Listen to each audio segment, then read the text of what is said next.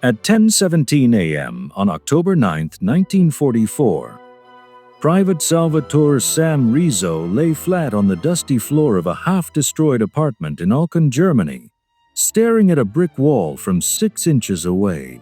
On the other side of that wall, across a narrow street choked with rubble, a German sniper had pinned down an entire American platoon for 3 hours. 4 men had already tried to cross the intersection below.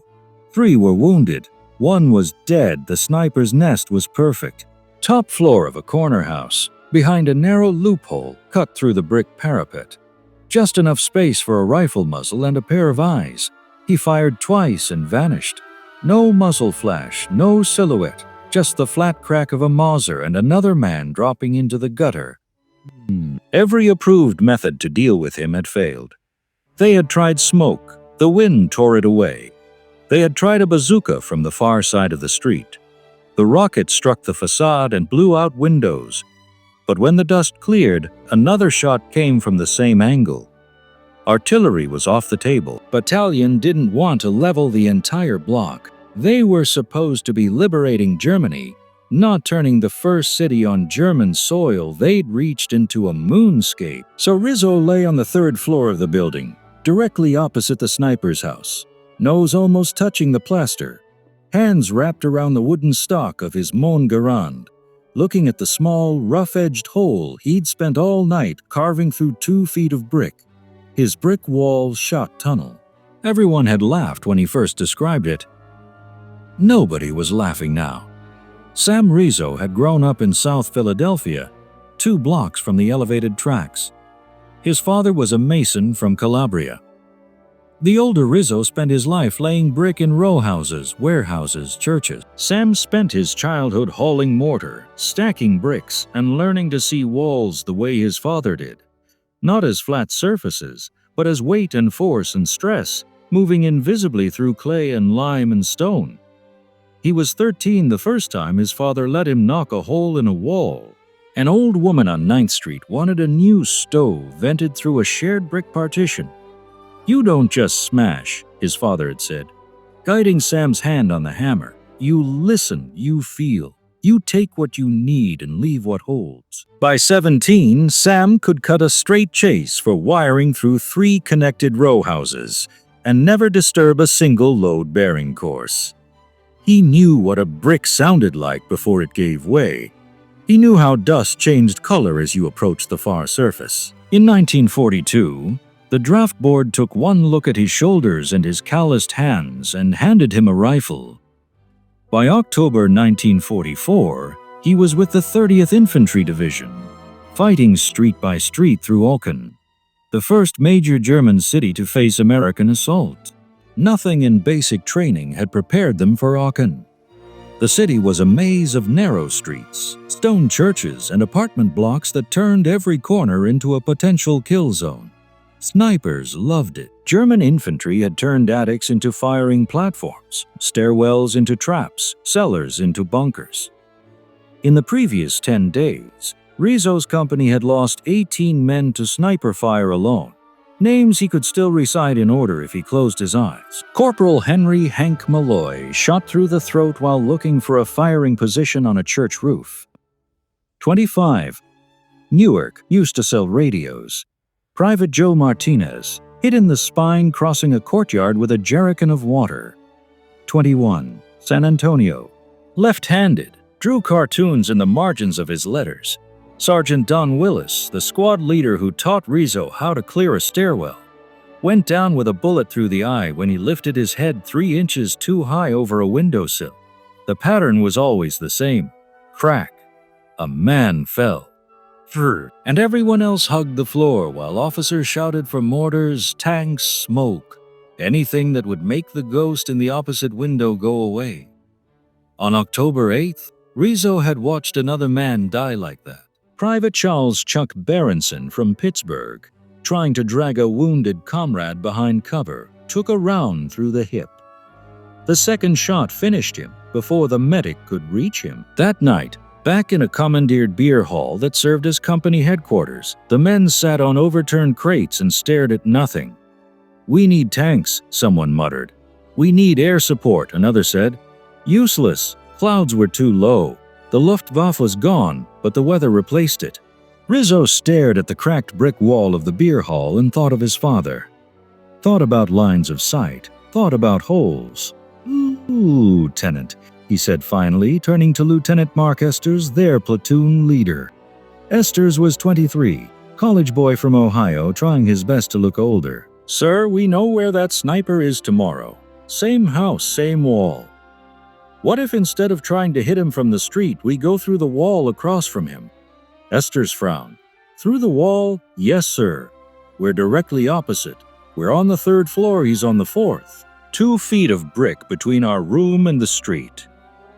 If I cut a tunnel straight through at the right height, we can sight a rifle through it. No head in the window, no silhouette, just a hole in the wall 2 fists wide lined up on his loophole. One of the sergeants snorted. This ain't a construction site, Rizzo. You think you're gonna build yourself a sniper window with a shovel? Rizzo kept his voice level.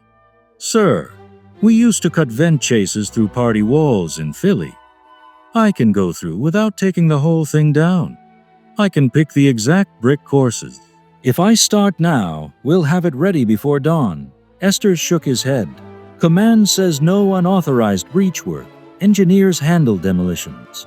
Last thing we need is a load-bearing wall coming down on a squad.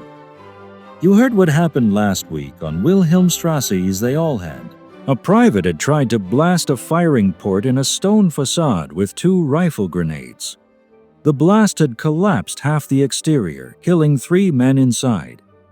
Manual says, Esters added, snipers are to be suppressed by indirect fire or armor when possible. With respect, sir, Rizzo said, the manual never been to Aachen. Someone laughed, nervous and sharp. Esters' jaw tightened. He was tired, too. He had letters to sign for 18 families.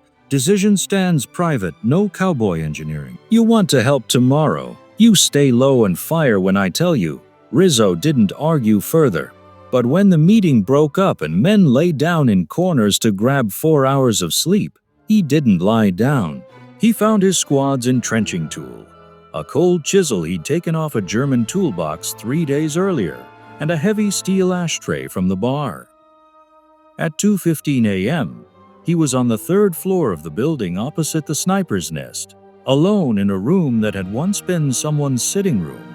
Frabo Rizzo, a porcelain stove stood cracked in the corner. Wallpaper hung in strips. On the street side, the exterior wall was 3 bricks thick, about 24 inches.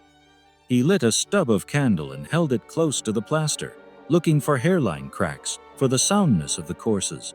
His father's voice in his head, you listen, you tap. The wall will tell you where it's weak, where it's strong.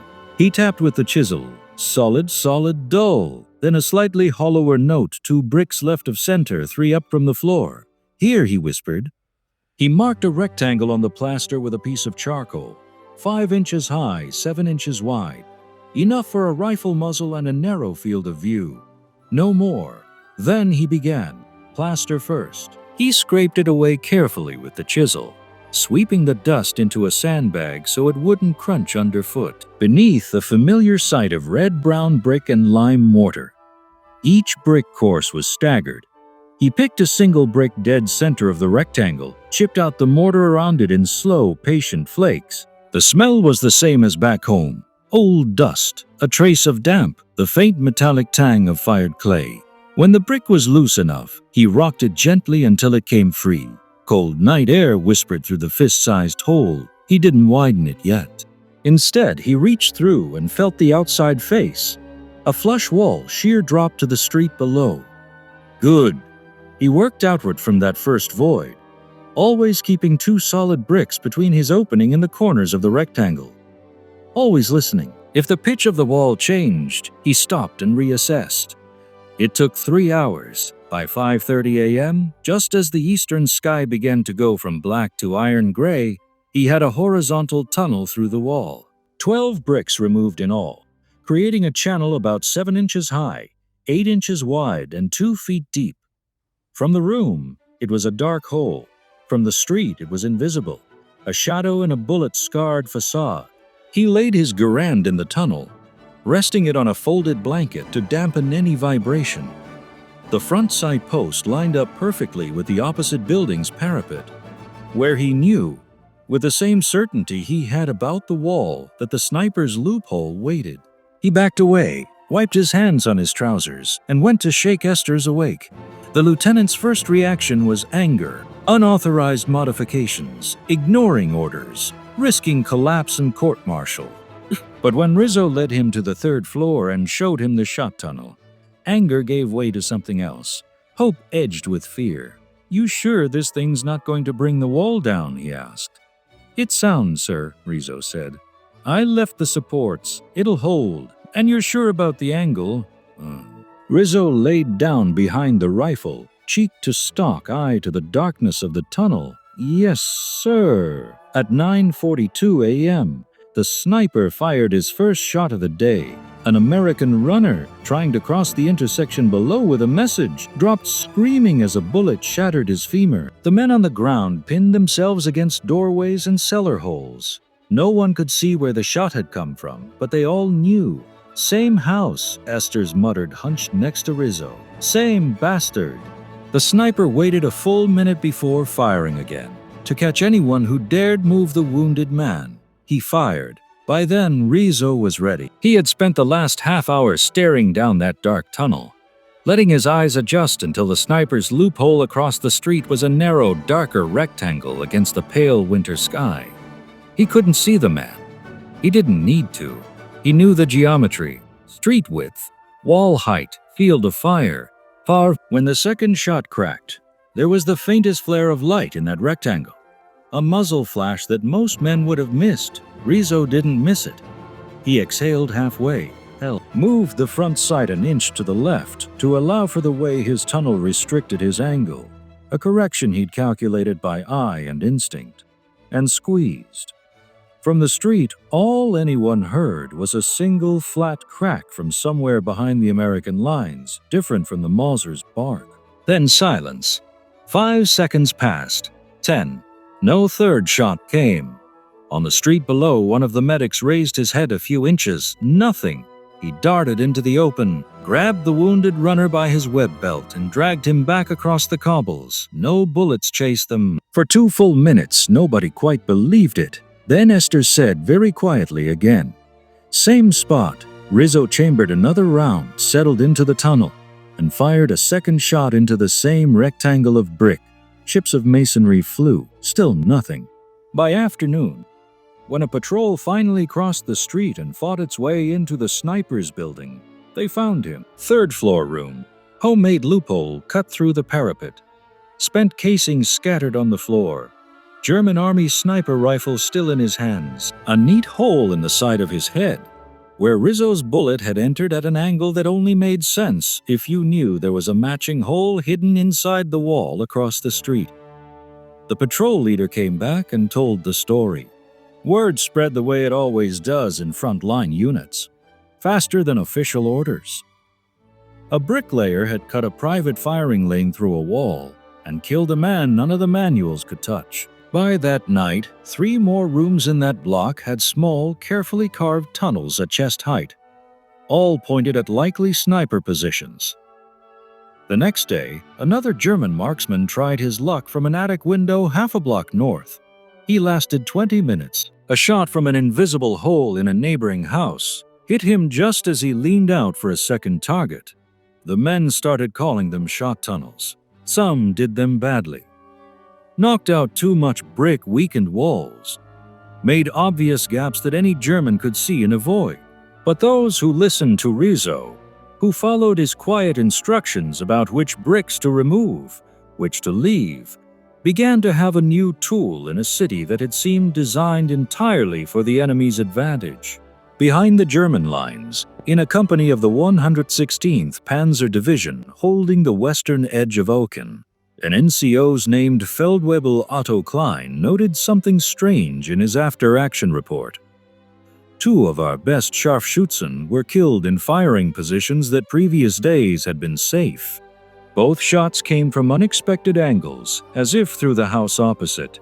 Recommend caution when occupying any position longer than 1 day. Enemy may be altering structures to create concealed firing points. His report went up to battalion, then to regiment. Somewhere in a dusty file, the words "enemy altering structures" were underlined in blue pencil. No formal doctrine changed. There wasn't time. Back in the 30th Division, Captain Hardin, the company commander, finally confronted Rizzo on October 14th. He had found yet another tunnel, this one overlooking a crossroads. "You know this is unauthorized," Hardin said. "Yes, sir," Rizzo replied. "Do you know how many walls have come down on GIs this month? Because some idiot thought he knew better than the engineers." "Yes, sir," Rizzo said again. Hardin stared at the tunnel for a long time. "How many snipers?" "4 we're sure of, sir." "Maybe 5. Hardin took out a small notebook and did something no one at battalion or division would never officially do. He sketched the rectangle, jotted measurements, wrote, "Interior brick shot through. Reduced exposure for marksmen in urban combat. From now on," he said, "you don't touch a wall without my say-so.